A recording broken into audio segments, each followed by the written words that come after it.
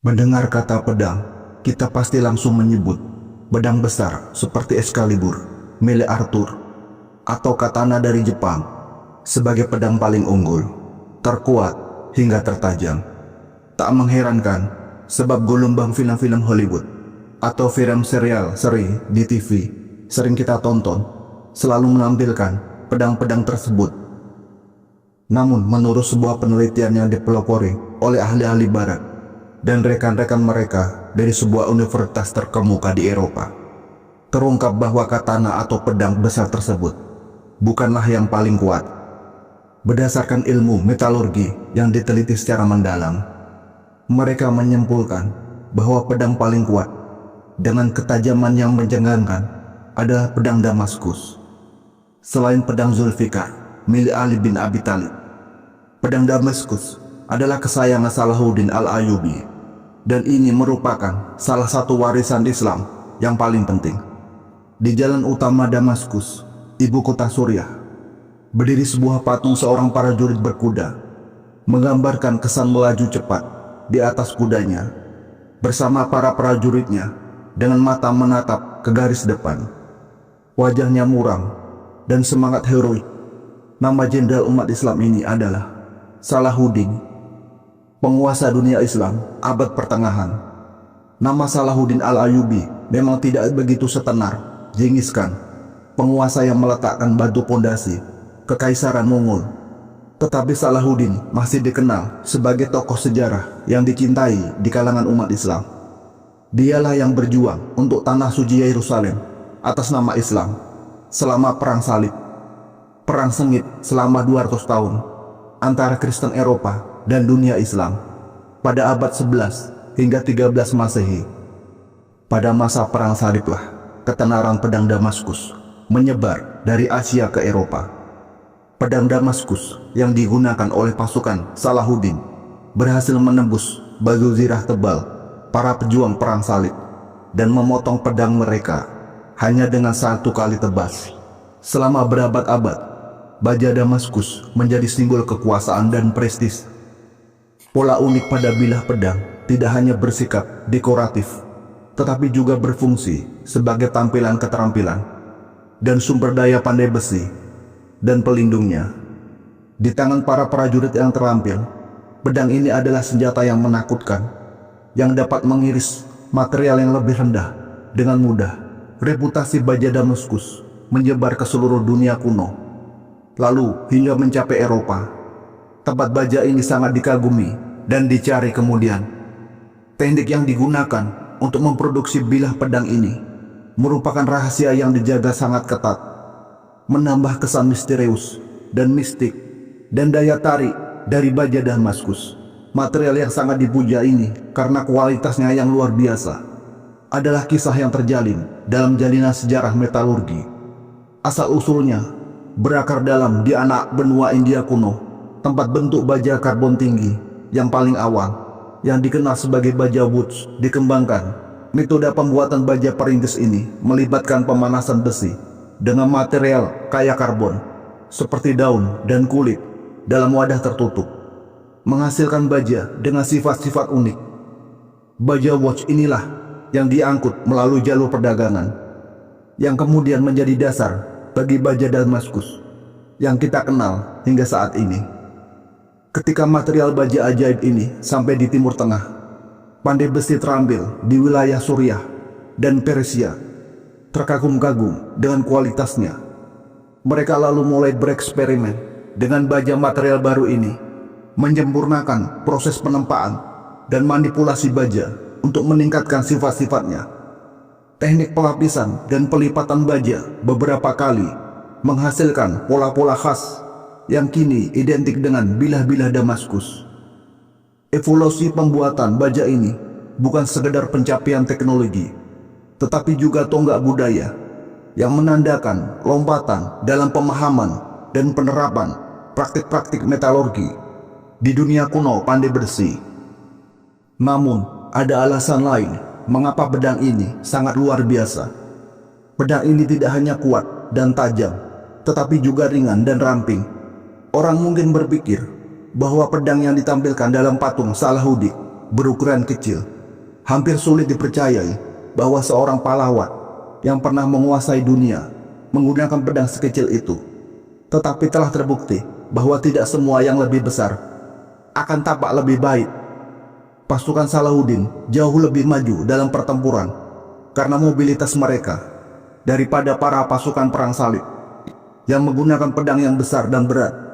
Ada beberapa legenda tentang bilah pedang yang lentur dan kuat ini yang ada sejak masa kejayaannya, yaitu ketika Raja Richard I yang memimpin perang salib memamerkan pedangnya. Salahuddin lalu menanggapinya dengan melemparkan sehelai sutra ke bilah pedang Damaskusnya, yang tampaknya dengan mudah mengiris kain sutra itu dengan halus. Dimulai dari proses pembuatannya, bilah Damaskus merupakan alat yang luar biasa.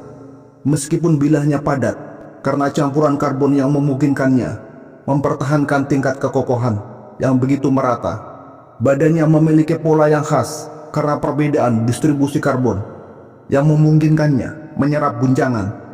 Itulah sebabnya seorang penulis abad pertengahan pernah menggambarkan pedang itu sebagai ombak yang bersinar di kolam yang berangin. Karena kekuatan dan keindahannya itulah bilah Damaskus menjadi senjata yang diidam-idamkan banyak orang. Salah satu orang yang sangat menginginkannya, salah satu pedang berharga ini, adalah Mutawakkil, seorang khalifah Abbasiyah yang memerintah dunia Islam dari abad ke-8 hingga 13 Masehi. Ia mendengar reputasinya dari India Selatan, tempat pedang itu diproduksi saat itu, dan akhirnya berhasil memperoleh senjata legendaris ini setelah berbagai upaya dan membayar sejumlah besar uang, yang akhirnya membawanya pada kematiannya sendiri. Mutawakkil lalu menugaskan ajudannya Bakhir sebagai penjaga pedang, dan kebetulan bawahannya Mutawakkil ini sedang merencanakan pemberontakan terhadap pemimpinnya. Bakhir kemudian membunuh Mutawakkil dengan bilah pedang Damaskus tersebut. Harta karun yang paling berharga mengakhiri pencariannya akan pedang itu dengan nasib yang tragis. Bahkan benda keras dan padat seperti batu dapat terbelah dua tanpa membuat belah pedang menjadi tumpul setelahnya. Tak hanya ketajaman yang luar biasa, pedang ini juga memiliki keajaiban dari segi kelunturan, tekstur, sangat ringan dan sekaligus sangat kuat. Saat berperang melawan pasukan Kristen, para prajurit Muslim bahkan mampu memotong pedang dan merobek baju zirah lawan dengan mudah. Pedang ini begitu dikagumi oleh kerajaan-kerajaan Barat.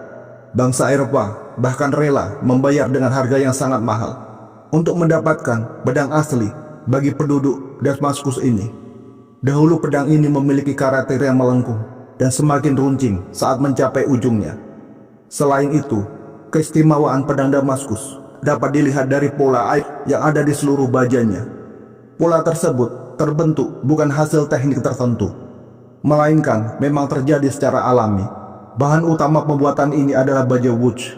Namun akibat terjadinya pertempuran antara Muslim dan prajurit Kristen, orang-orang mulai menyebut baja tersebut sebagai baja Damaskus, yang diambil dari nama ibu kota Suriah. Faktanya baja ini merupakan pasokan dari India. Pedang Damaskus yang asli memiliki pola air yang mengalir. Benda lain biasanya diperoleh melalui proses bloomery yang memerlukan pemanasan biji mentah dengan arang untuk membuat produk padat yang dikenal sebagai bloom dari gabungan besi dan terak. Di Eropa, besi dipisahkan dari terak dengan memanaskan bloom hingga setidaknya 1200 derajat Celcius yang mencairkannya dan memisahkan kotorannya. Namun dalam proses baja Damaskus, potongan bloomery ditempatkan ke dalam wadah peleburan dengan bahan yang mengandung karbon dan dipanaskan selama beberapa hari hingga baja tersebut membentuk cairan pada suhu 1300 hingga 1400 derajat Celcius. Baja Damaskus dibuat dari bahan mentah yang disebut baja wuj. Wuj adalah baja biji besi bermutu luar biasa yang pertama kali dibuat mungkin pada awal 300 sebelum Masehi, dan dibentuk menggunakan teknik metode wadah peleburan untuk melelehkannya, membakar kotoran, dan menambahkan bahan-bahan penting termasuk kandungan karbon antara 1,3 hingga 1,8% paling berat. Dari besi, tempa biasanya memiliki kandungan karbon sekitar 0,1%. Menurut para ilmuwan, baja wood saat itu memiliki karbon nanotube CNT. Dengan partikel CNT tersebut, pedang baja Damaskus menjadi lebih kuat hingga puluhan kali lipat dari baja biasa. Mitosnya pedang atau senjata lain menggunakan material ini tidak pernah tumpul dan tidak perlu repot-repot diasah lagi. Namun rahasia utama pedang ini terletak pada teknik pembuatannya. Tingkat ketelitian dalam penempaan pedang ini disinyalir berhasil menghasilkan CNT pada mikrostruktur bajanya. Hal yang hingga kini belum bisa dilakukan dengan menggunakan penelitian paling modern sekalipun saat ini. Namun sayangnya teknik autentik ini dalam penempaan pedang ini telah berangsur-angsur menghilang sejak abad 18. Hal ini disebabkan oleh pasang surutnya pasokan baja bus dari India dan sedikitnya menjadi sumber referensi mengenai cara atau proses pembuatan pedang super tajam ini. Para pendekar pedang di era modern kini bahkan berlomba-lomba untuk mencoba menduplikasi pedang Damaskus tersebut. Akan tetapi, pedang yang mereka hasilkan tidak pernah sama dengan pedang Damaskus asli, peninggalan Salahuddin Al-Ayyubi atau para prajuritnya. Bahan baku yang digunakan pun tidak sama lagi dengan baja Damaskus pada saat itu, dan teknik pembuatannya pun jauh berbeda dengan teknik para pengrajin pada saat itu. Dan hingga kini tidak ada lagi pedang yang dapat menandingi kekuatan dan ketajaman pedang Damaskus. Para peneliti Eropa tidak dapat menjelaskan bagaimana pandai besi Suriah kuno bisa mencapai permukaan yang sangat halus dan kualitas produk akhir.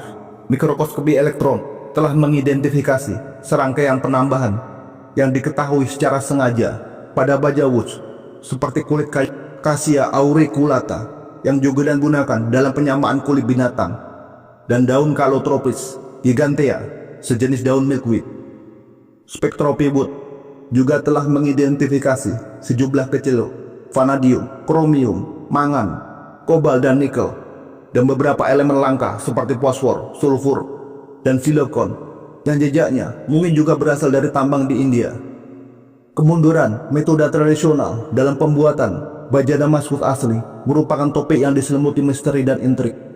Teknik yang digunakan untuk membuat bilah-bilah legendaris ini merupakan rahasia yang sangat dijaga ketat, diwariskan dari generasi ke generasi oleh para pada besi Suriah. Namun seiring berjalannya waktu, pengetahuan tentang cara memproduksi baja Damaskus asli ini telah hilang. Yang menyebabkan kesenjangan adalah pemahaman kita tentang seni kuno ini. Alasan kemunduran ini banyak dan beragam. Beberapa sejarawan berpendapat bahwa terganggunya jalur perdagangan yang menyediakan bahan baku untuk baja Damaskus memainkan peran penting atas kemunduran ini. Lain menunjuk pada kemunduran budaya yang menguasai kerajinan ini, serta munculnya senjata dan material baru. Hilangnya pengetahuan tentang cara pembuatan pedang Damaskus bukan hanya kemunduran teknologi. Ini adalah hilangnya budaya dan putusnya rantai tradisi yang telah berlangsung selama berabad-abad.